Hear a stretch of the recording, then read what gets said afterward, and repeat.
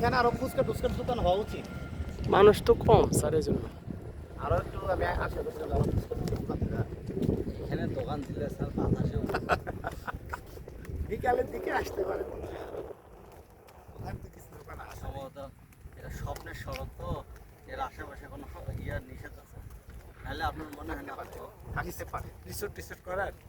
না ওই যে এটা দুই একটা দোকানপাট হইতো না স্যার, মনে হয় করা নিষেধ আছে। না ভ্রাম্যমান দোকান তো করতে হয়। ওই যে ইয়ে ঠেলা গাড়ি আপনি কালিয়াকরের ওই যে বাস স্ট্যান্ডের ওই জায়গাটা এখানে সারাদিন কিছু নাই, শুওয়ালা এওয়ালা